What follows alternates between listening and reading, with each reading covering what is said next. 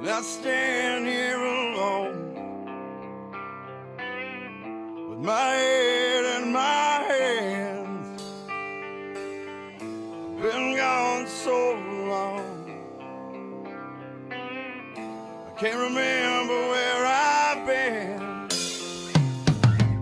I'm thinking about back at home, my family and friends.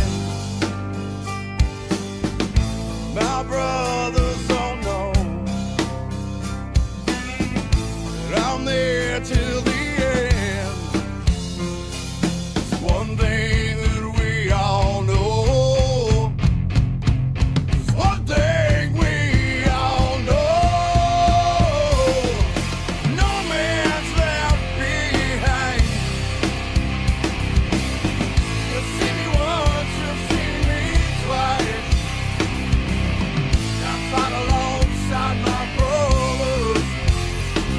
There's no man is left behind.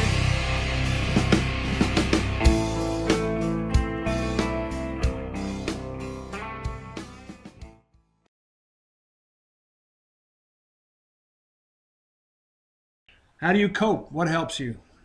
Humor. Humor does everything. Humor takes a stressful situation, it lightens the stress off a little bit. And anything that possibly make me mad, I'll make a joke about it so I don't get as mad. And then, of course, my dog, which I wrote about in my book, is so obedient and is the best dog in the world and does tricks, and she constantly tries to make me happy and finding stuff that I like to do, like riding four-wheelers, training my dog, and humor, and of course working out and helping others. It's all a good coping strategy for me. Have you ever exploded in anger at anybody? Yes, I do that quite a bit.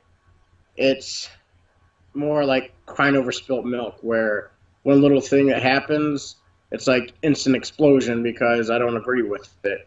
I'm like really high on morals, ethics, and values and integrity, and if I see anything that being manipulated or they know that they're doing wrong, I'm instantly drill instructor style up in their face, or not in their face technically, but I'm getting mean and angry and aggressive with them.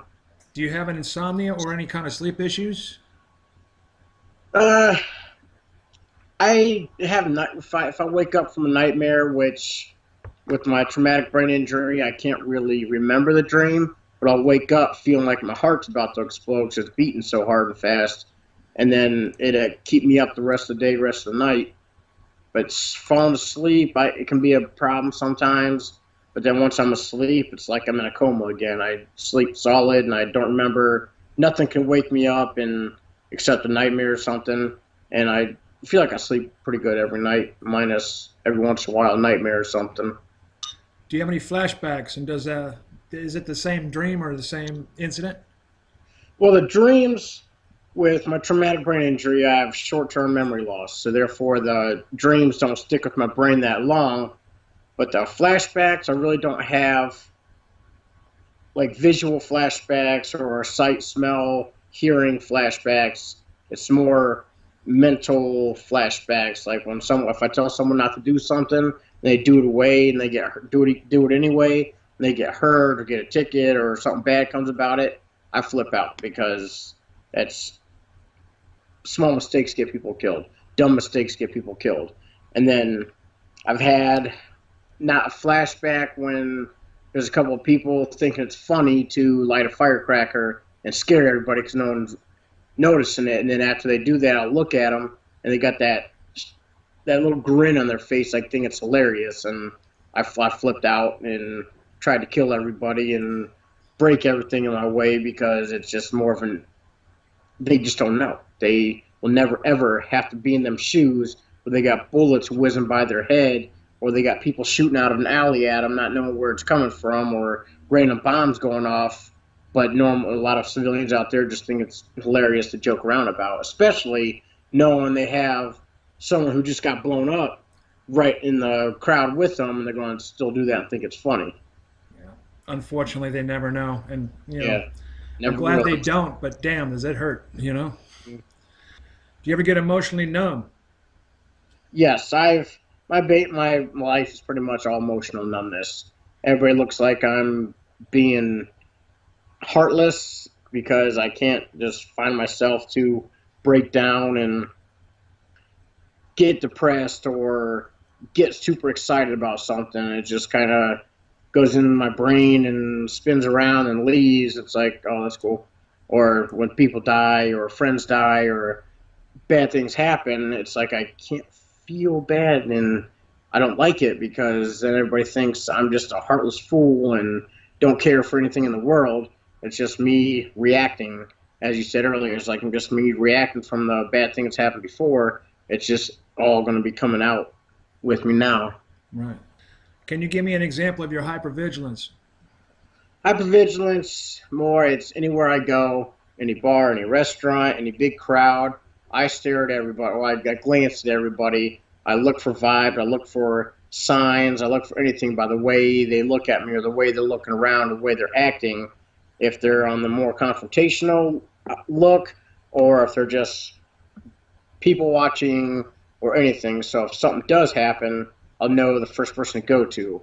Or if I go to a restaurant, I always play fight with my friends or whoever I'm going to the restaurant with, where I am not going to have my back to the door where I can't see new people coming in or where there's more people behind me. I will always have my eye out on everything. And of course, I always look at possible catastrophes happening. We got exit here, we got exit here, we got windows here, we got windows here, and possible escape routes and stuff. So it's always kind of the whole complacency kills. Go to a place, not expect something to happen, or what if it does happen? You're screwed. So I'm preparing for it just in case it does happen. Are you easily startled at all? Loud noises, anything? I mean, I've got that. Usually, it's fight or flight reaction, kind of like haunted houses. Last year was my first haunted house that I ever went to since 2006 when I hit that roadside bomb, and it surprised me because I had no reaction except when everybody around me got scared like crazy and ran and screamed. I died laughing, but nothing could startle me. Nothing came out scared me. Nothing came out and made me throw my hands up and want to fight. It was just kind of looked at it and I was like, oh, that was dumb, or that wasn't that scary, or nothing really bothered me, and which is a good thing for me, I think, instead of getting scared and then killing the person that jumped out and scared me. Yeah, it's weird how that reaction is a little bit awkward with me. With I try not to react. Or we have property in Southern Ohio, and there was a murder case down a couple properties over from us, and we were driving by there, and I was going into PTSD mindset, knowing there's a bunch of people out here killing people, and they're all under investigation right now for the murder. And as we were driving by, people were sighting their guns in right next to where we were at. And right when we got beside them, it sounded like they were in the bushes with the gun by my head shooting at me. Well, my girlfriend flipped out in the back of the four-wheeler and held on to me tight. And, of course, I glanced real quick, didn't see nothing, let it go, and I walked away or drove away and didn't react on it. And I was afraid that if something like that happened back in the past, looking forward now, I would hit the closest tree the four-wheeler, jumped off, and low crawled through the woods to find where they're shooting and probably shot them. But yeah, it didn't affect me one bit. Ever feel hopeless or guilty? Hopeless, yes, because back as a little kid, I've always grown up as the Marine or military being my dream. I wanted to do 20 or more, and I wanted to get out. Military was my life. It's all I talked about. It's all I wanted to do. It's all I did my school projects on. And then, of course, hit the roadside bomb. Being a year and 4 months into the Marines, I was retired at 3 years, 4 months, and they said that my military career is over. And that was the biggest heart-shattering news I could have ever gotten. And then on my recovery stage, learned to walk again. I got into mixed martial arts, and that became my new dream. That became my new passion in my life. And then my MMA gym closed down, and with me training there for being a trainer for 3 years, and then that dream shattered. So then I got into bodybuilding and personal training and bouncing and security at places, which you can only go so far with dreams and hopes and whatnot from that. And then the Cleveland Indians wanted me to throw a ceremony opening pitch for them because I had a motivational story. Well, then I was expecting maybe the right person's going to get word of it and then might take me somewhere. Well, of course, that didn't really go nowhere, but that wasn't really too big of a dream to shatter. And then shortly after the ceremony opening pitch in 2012, I ran into a buddy I went to the career center with, which he is now a firefighter. And we haven't talked for years, and then he brought me into his fire station, showed me the truck, showed me the ladder, showed me the hoses, and told me some stories from fires and stuff they had to fight. And that's what I wanted to do. Started researching YouTube videos and anything I can, and then seeing fire trucks flying down the road, going to a fire call or something. It's like, this is my new dream. So I looked up the closest college, closest time, went to the fire academy, and I was all about it. That was going to replace the Marine Corps dream. Well, then, since I'm 100% disabled, non-Social Security disability, nobody really wants to hire me. And I even had an interview with the volunteer department, and they didn't even call me back, which they said they were going to. They tell me I either had the job or I didn't, but they didn't even call me back. So that dream shattered in my face, and my hopelessness comes from not belonging in society. Society just refuses to let me in. Society will never accept me anywhere. So then finally, my last hope is this book that just got published, because I'm making an imprint in the earth right now with this book, I feel. And this is my last hope. God forbid if it goes through or not, but yeah, I just can't be accepted by people, friends, family, relationships. It's just hard to hold anything close. It's hard to dedicate my life to something because a little bit of stress, it's like, all right, see you later, and they can't handle it. Have you ever engaged in self-destructive behavior? Self-destructive, physical harm, I'm kind of like careless.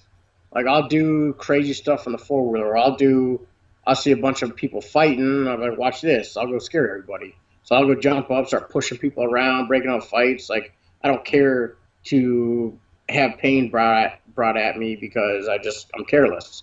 If I go into a situation, and I get shot and killed, so be it. I'm careless. I really don't care what happens.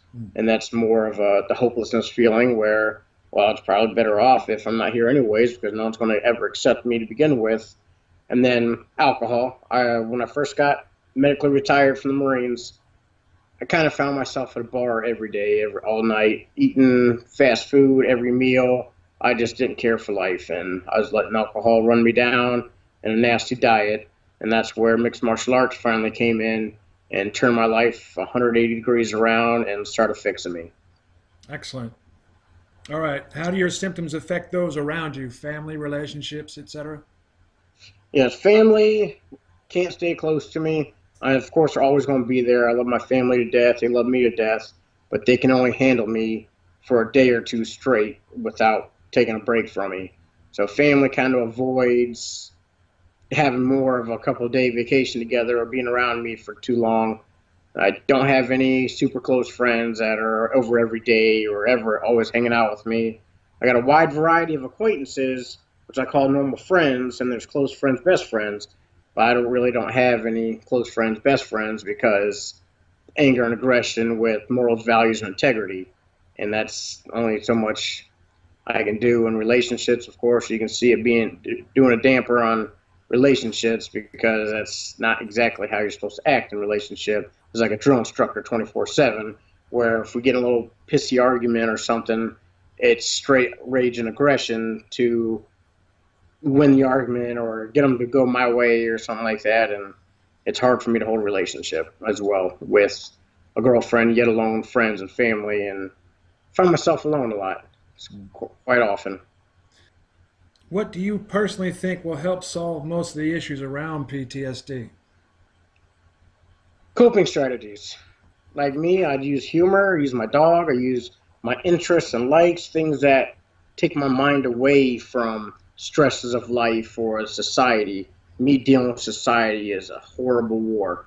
Like, I just can't go out in public and see these people mouthing off to restaurant waitresses and whatnot. When I see them getting mouthy and abusing their privilege, I start steaming so bad. And luckily, I'm always with someone out to eat, if I go out to eat and they start talking me down so I don't flip out and run my mouth, and then them get defensive out of normal human body nature, people are going to get defensive and mouth off back. Well, someone mouths off to me, that's pretty much calling me out, throwing their hands up, and they're going to end up walking out with a few broken bones. But yeah, it's all about coping strategies. If you were to take the PTSD out of your life, if you could, would it make that big a difference to you? Yes. Well, my little sister, she's been asked by a few people how I've changed since the Marine Corps till now. Well, before the Marine Corps till after everything. And she'll start crying because I was the most laid back, respectful, quiet, polite person that was impossible to make mad. And now I'm this loose cannon, don't give a crap if I make someone mad, or if they make me mad, I want to make them twice as mad, or I'm just way different than I was before. I'm loud. I'm the life of the party. I'm the one sticking out because I just want people to know who I am, what I've went through, so therefore they don't step on my toes at all with any of their lack of morals, respect, and values, and courtesy and whatnot. What's the biggest, most difficult thing to deal with? Society, people, and actually keeping my mouth shut and letting things go. And it's, I can't do that. I don't know exactly what you mean. Yeah. Go ahead. I see people messing up all the time. My way of life is Marine Corps life. Everything is one way. Everybody got to live the same way. There's right, there's wrong. Everything's the same for people. Well, I got 6 people on my road here, and they all got different lifestyles as well. Well, I don't exactly agree with anybody else's because that's not the Marine Corps way. So dealing with people's rights and wrongs, likes and dislikes is real hard because I don't agree with it. If I don't agree with it, then it's not going to be around me at all. And then, of course, society, that's probably the biggest thing, is my sense of belonging. My sense of belonging has been gone for 10 years now, and I still can't find my place, in which I'm hoping this book brings me somewhere. And yeah, that's probably the 2 biggest things is society and people. Society and belonging in society. Right, right. Tell us how you've been successful at dealing with your PTSD. The successful is I've helped a lot of people because I take my coping strategies and I'll explain what this book has inspired so many people and changed so many lives already. And then my dog and the 4-wheeling and the going out and having fun and just traveling and all this stuff. That is what keeps me at ease with my anger and aggression when I'm having fun or I'm doing something I like. So then I'll turn the facts around to where I'll get to know the person I'm talking to. I'm like, what do you like to do?